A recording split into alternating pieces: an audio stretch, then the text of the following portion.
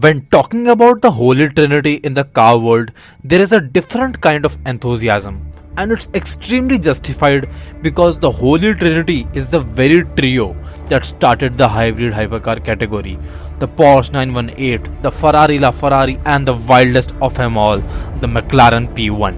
When the McLaren P1 came out, the first thing people pointed out was the name P1.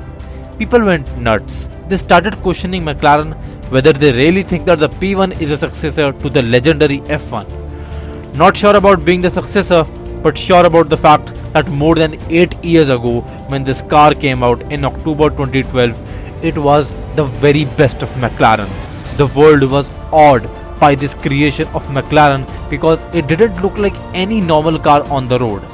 It looked like a freaking spaceship that has entered the Earth's atmosphere by mistake, and it still retains that presence. Just like Bugatti's tagline, form follows performance, McLaren lives by the same tagline of form follows function. You won't find anything on the surface of the P1 that isn't there for a purpose, for a reason. Everything has been designed to complement the P1's performance. Moreover, no spaces or voids have been left. Everything has been shrink wrapped around the chassis and the engine of the P1. One of the other things that we all can appreciate on the P1's design is the integration of various elements. It's astonishing how McLaren has managed to make the P1 aggressive and beautiful at the same time. When you move towards the rear of the P1, you start to notice all these wild shapes and things adjacent to the exhaust and under the wing, and you start to wonder what has gone into making this car so wild. Moving towards what's under the skin, the P1 has a 3.8 liter V8 engine that is still one of the most powerful V8 engines created by McLaren, with 727 horsepower and 720 Nm of torque. Combined with the McLaren electric motors, which give an additional 177 horsepower and 180 Nm of torque, the combined output that the P1 generates is 903 horsepower and 900 Nm of torque, almost achieving the perfect 1:1 ratio, just like the Senna. Now when you put into perspective these numbers along with the weight of the P1 at just 1395 kgs, which for a hybrid is really light thanks to all the carbon fiber that has gone into the development of the P1, you get a car that will do 0 to 60 miles per hour in just 2.7 seconds and will go on to do a top speed of 217 miles per hour.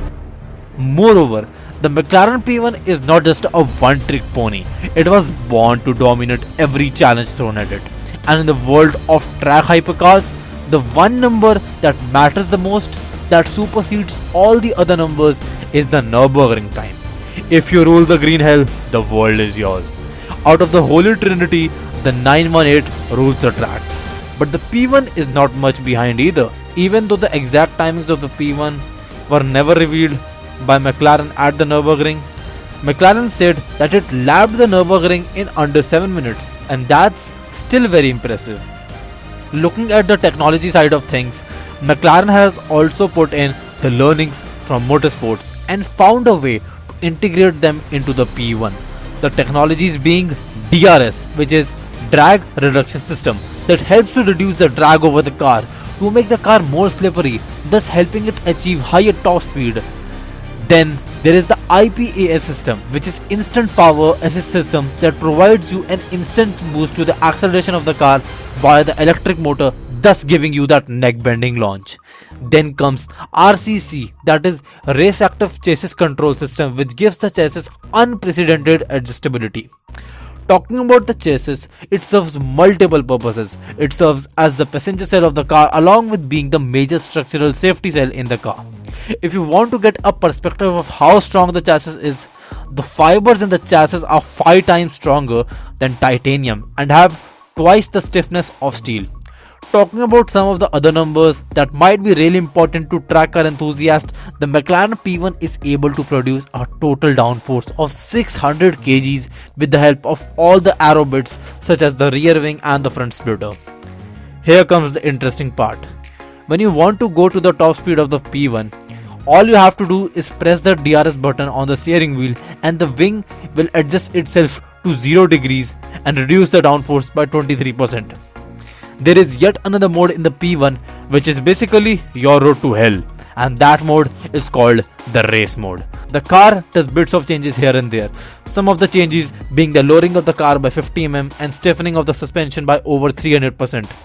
Thanks to the independent hydro-pneumatic control of spring rate and damping at each wheel, the suspension can adapt to different roads and modes pretty fast.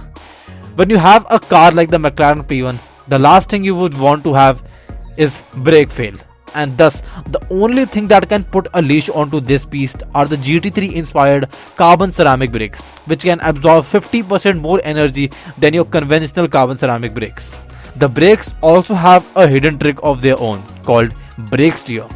What this does is provide the car with optimum traction and grip when the car is going into corners while helping it accelerate. Interestingly, this technology has been banned from F1 because FIA believed that this is going to give McLaren too much of an advantage over other racing teams. Now you can only think how cool this system is. Now imagine what would happen if you stripped out all the unnecessary things which make the P1 road legal and added 83 horsepower more. Sounds like a car that the devil himself would drive, right? Well, it might just be the one. It has an ERS style push to pass system, a system which gives the driver the ability to increase the car's power for short periods of time via a button on the steering wheel. This system allows the drivers to overtake other racers, thus making the race more fun and exciting. The P1 GTR was made in limited numbers, 58 to be precise, and it was available only to 375 existing owners of the McLaren P1. It's a homage to the McLaren F1 GTR that won the 24 Hours of Le Mans in 1995.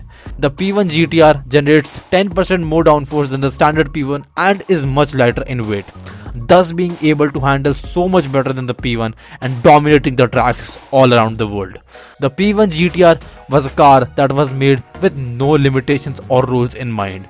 So in a way, it was the best of McLaren at that time.